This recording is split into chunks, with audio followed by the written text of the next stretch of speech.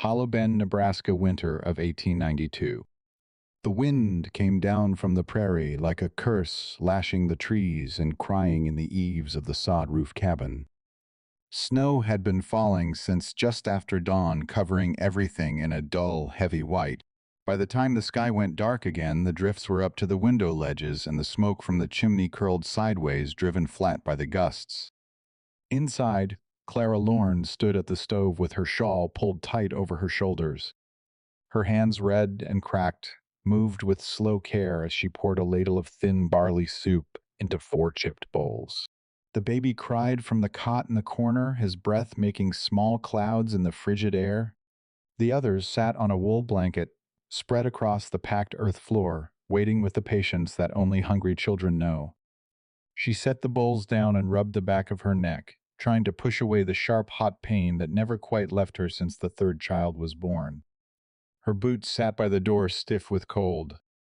The snow outside reached halfway up the door frame. She doubted she could open it, even if she wanted to.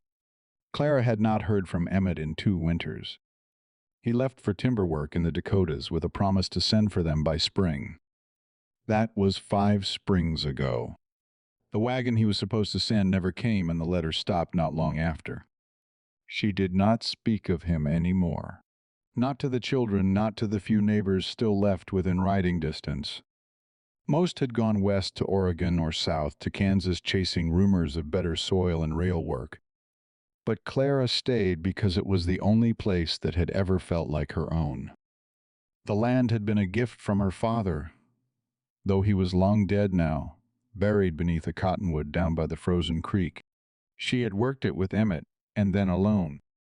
She'd sold eggs, churned butter, nursed 4 babies, and prayed through 2 epidemics. She had done everything but leave. The door knocked once. Sharp. Deliberate, as if the wind had grown hands and wanted in. Clara froze. No one came here in weather like this. No one had reason to. She reached for the iron skillet beside the stove, its handle blackened from years of fire, and crept to the door. "Who is it?" she called. No answer. She lifted the latch. The door shuddered but opened a crack. Snow burst in stinging her face.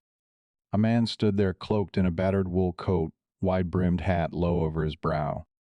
His cheeks were raw red as a butcher's apron, and his beard was crusted with ice. He swayed slightly, then gripped the jamb for balance. "I ain't asking for trouble," he said, voice rough like bark.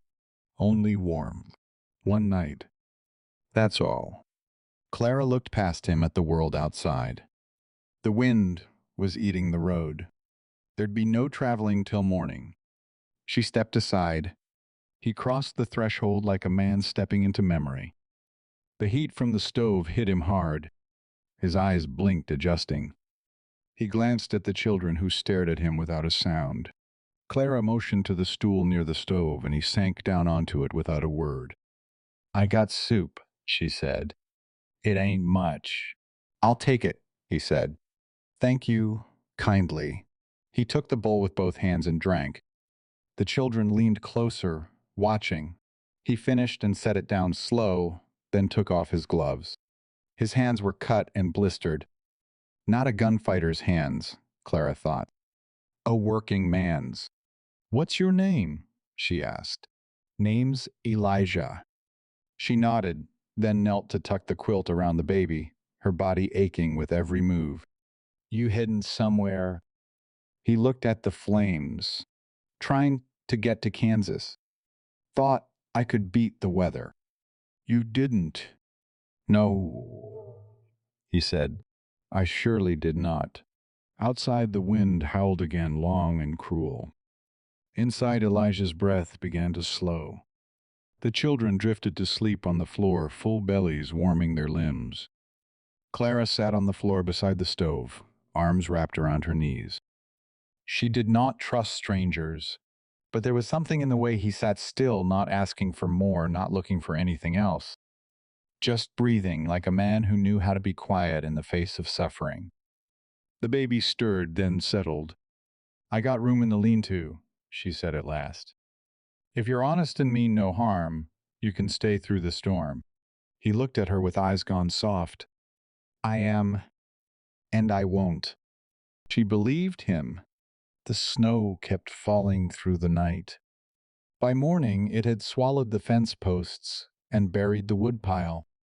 Elijah had risen before the sun, brushing off his coat, moving slow and quiet so as not to wake the children. He had not gone to the lean-to as she'd said. Instead, he'd stayed sitting near the stove, hands curled around his knees, head down but never asleep. Clara found him there when she came out of the bedroom, her body stiff from a night of broken sleep.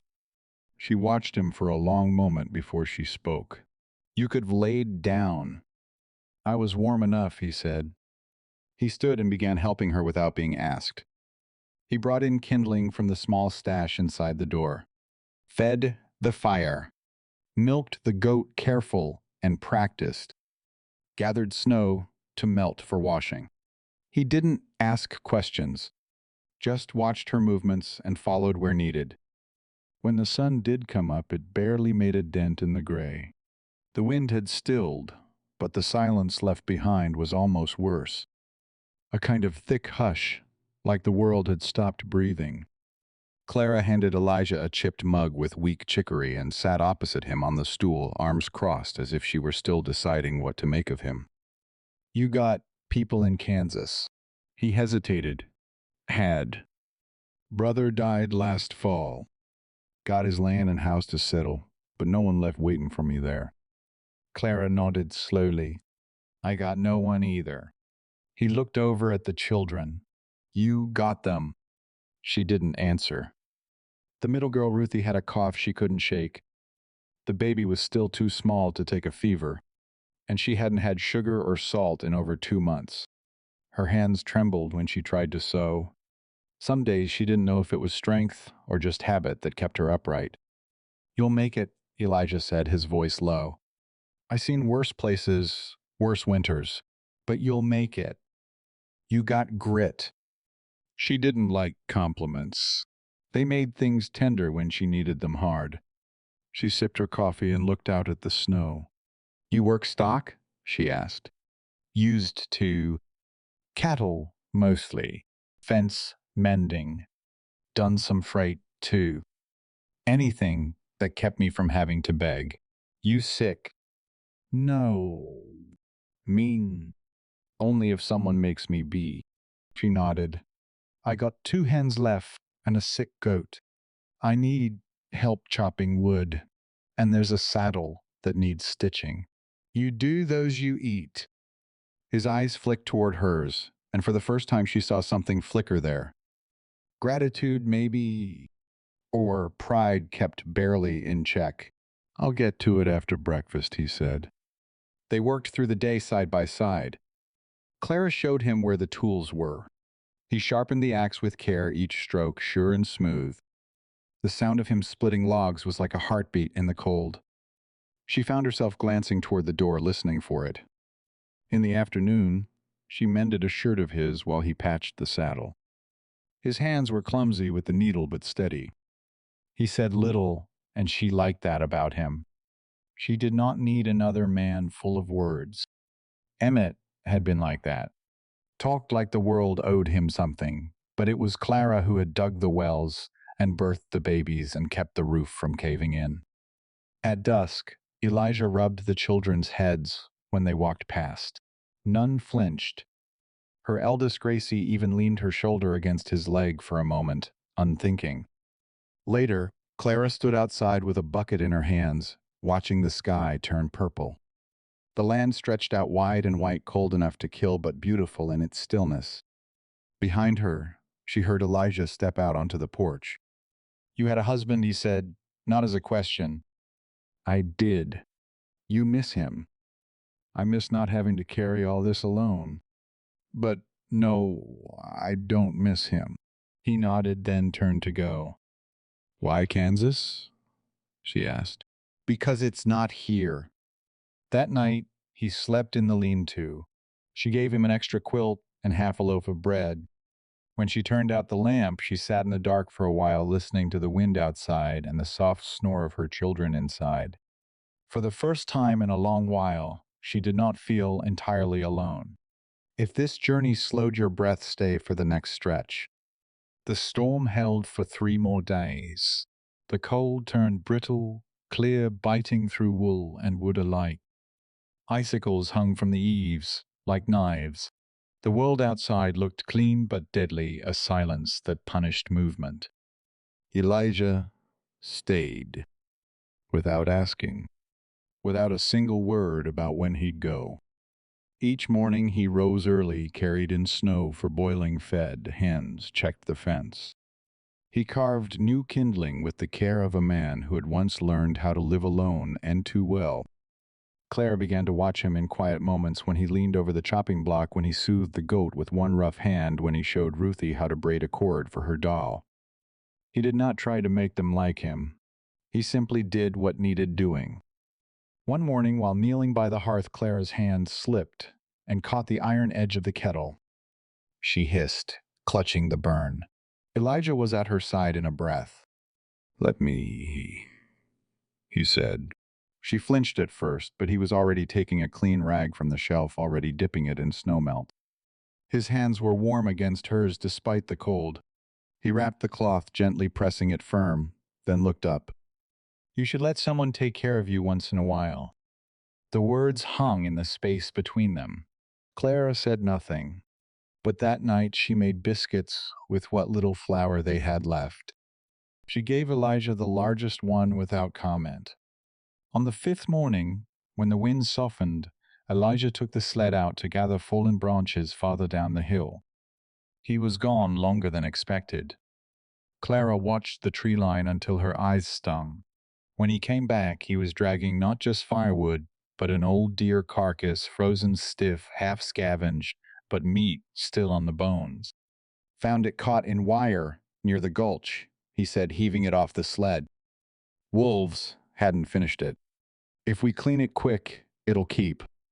Clara did not thank him. She fetched the knives and set to work beside him, the silence between them heavy with purpose. They worked until fingers went numb. Then they hung the meat, scraped the hide. Her children watched from the doorway, eyes wide, reverent. That night they had stew thick enough to chew. Elijah leaned back in his chair afterward, sighing like a man returned from war. The warmth of the fire cast long shadows across the room. "You have a way of surviving," he said. "I don't survive," Clara replied.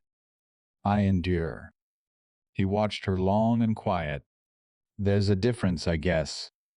The days stretched on, no longer marked by hunger, but by routine. Elijah trimmed the broken fence post. Clara taught Gracie to make flatbread. Together, they mended the barn roof, packed snow into its cracks to seal it. The children stopped asking when he was leaving. One evening after the chores, Elijah stood at the threshold, coat in hand. The sun had gone down and left a peach-colored smear across the snow. "You ever think of leaving?" he asked. Clara didn't answer right away. She picked up a stray mitten and placed it on the shelf. "Where would I go?" "Anywhere. You're strong enough to start over." She gave a small, dry laugh. "I did start over. This is the second version of my life. Maybe the third. This land's the only thing that's never lied to me." Elijah stepped outside, breathing deep. "You know, my brother used to say the land don't care if you stay, but it knows when you mean it." "And do you?" she asked. He looked back at her. "I think I'm learning to." That night, the baby would not sleep. Elijah paced the room with the boy on his shoulder, humming tunelessly. Clara sat by the stove, hands wrapped around a mug, her eyes half closed. "You ever have your own?" she asked, voice low. He didn't look at her. "No. Once came close years back. She left before I could get honest about what I wanted. About what I feared." Clara nodded. "You afraid now?" He turned to her. The firelight made his face seem younger. "I think I was," he said, "but not tonight." She looked down at her hands, the ridges of her knuckles, the red cracks, the soft soot caught in her nails. "Then maybe you're braver than you think," she said. He smiled. It was the first time she'd seen it. By midwinter, the cabin had settled into a rhythm. The world outside was white and still, but inside there was movement, warmth, the sound of small feet, the soft clatter of tools, the hiss of boiling water. Elijah built a new gate for the goat pen. Clara mended the mattress, ticking. Ruthie's cough eased. The baby had a tooth coming in which made him fussy and loud, but also healthy pink in the cheeks. The days were hard, but they were not hollow. One evening, Clara stood at the table, brushing flour from her apron, when Elijah stepped in the wind at his back. His coat was wet, the snow melting in droplets across his shoulders. He took off his hat. "There's a man in town asking for you." She stilled. He watched her careful. "Name's Walker Klein. Says he's kind to Emmett." The name struck her like a cold slap. "I don't know any Walker," she said. "He asked about you by name," said. "Emmett's dead, and there's land trouble. Claimed you don't own this place, right?" Her hands went to the edge of the table. "My father gave it to me before he passed. The deed's in my trunk." Elijah nodded. "You'll need to show it." Clara stared at the window where frost had begun creeping in patterns across the glass. "I never thought Emmett would send a ghost back here." Elijah said nothing. He moved to the stove, poured water into the basin, began washing the road grit from his hands. His movements were slow, deliberate. "What kind of man was he?" Elijah asked, not turning around. Claire leaned against the wall.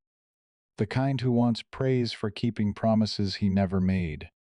He was charming, good with horses, bad with money, mean when no one else could see." "He hit you." She shook her head. "Not with hands." Elijah dried his palms and turned. "This man in town, Walker, he looked like someone used to having things his way." Clara's jaw tensed. "Then he'll be disappointed." The next day, Elijah hitched the sled and rode into town alone. Clara stayed home with the children, heart tight in her chest. She told herself it was because the baby had a fever. She told herself she wasn't afraid. But she was. She was afraid of losing the one thing she'd built with her own hands. This patch of cold, stubborn land. The cabin, the little stone chimney, the swing Emmett never hung. It wasn't just soil. It was the place where she had buried her firstborn. The place where Ruthie learned to walk. The place where, for the first time in years, someone had walked in from the cold and not walked back out.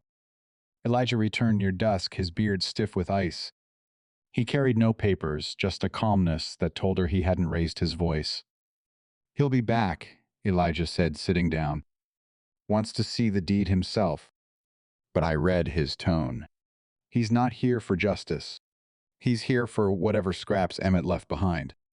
Clara opened the trunk that night, her fingers finding the folded paper she hadn't touched in years.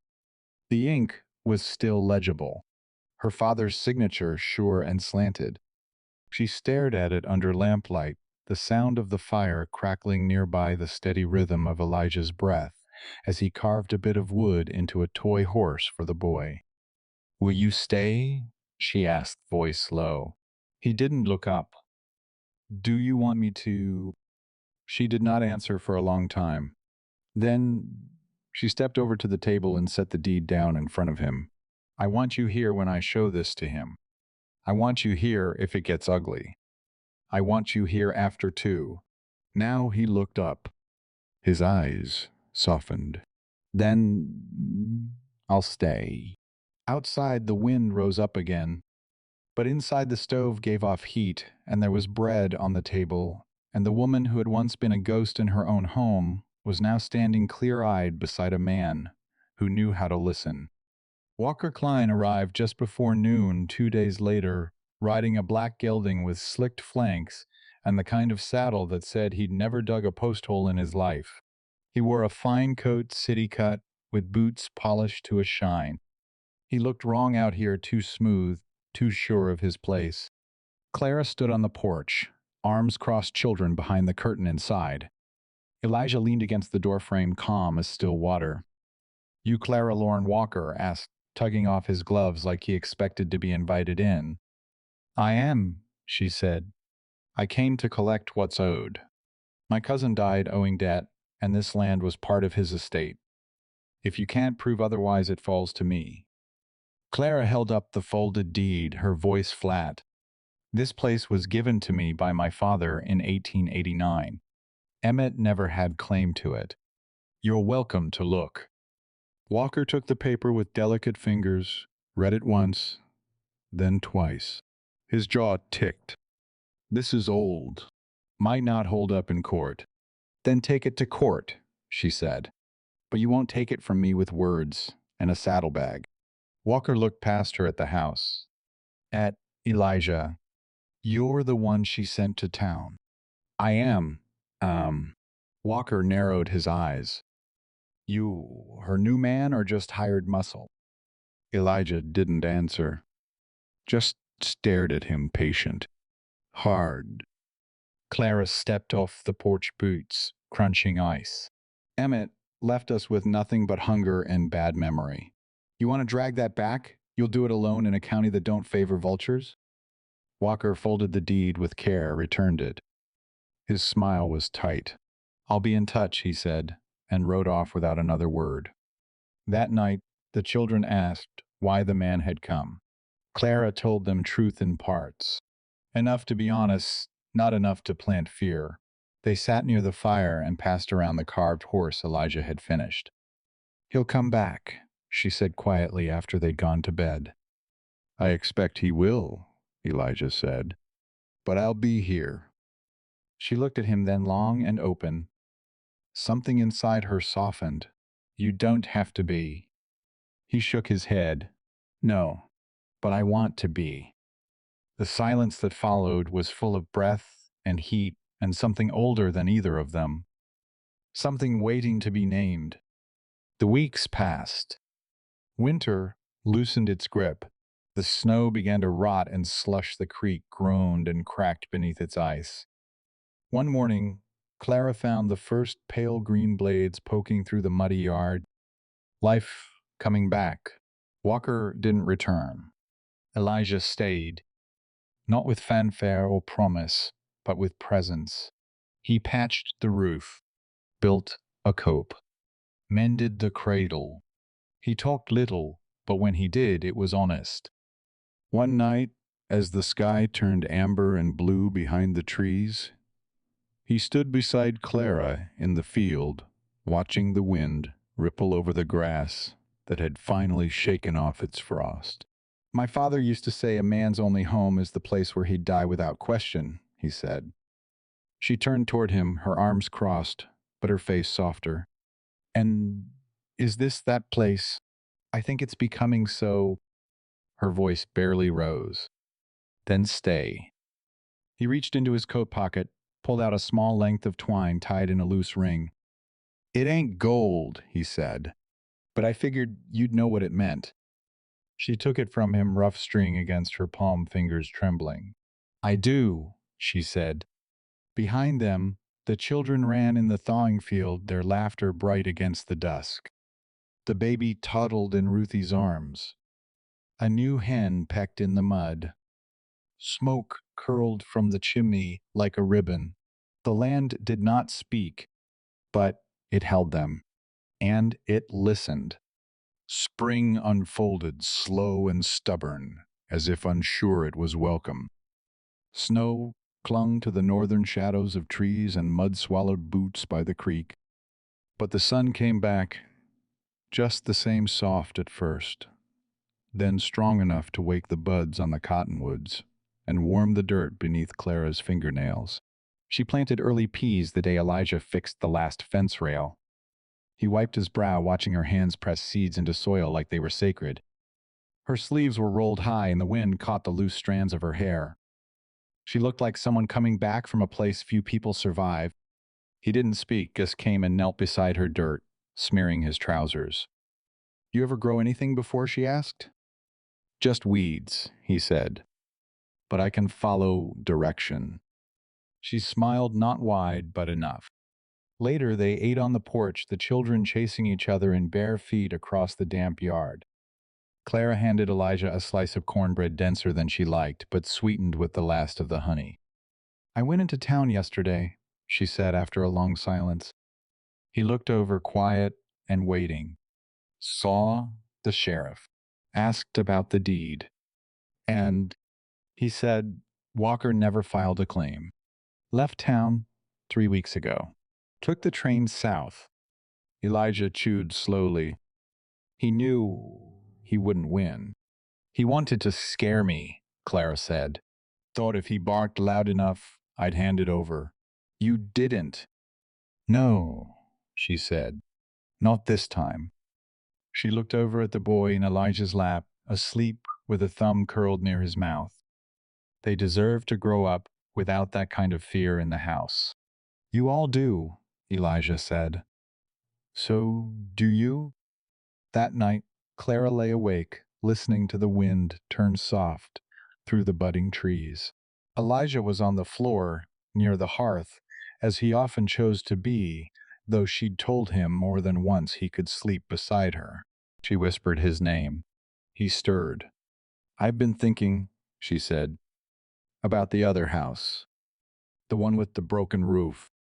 The west one, he asked, sitting up. It could be fixed. Not much, just enough for shelter.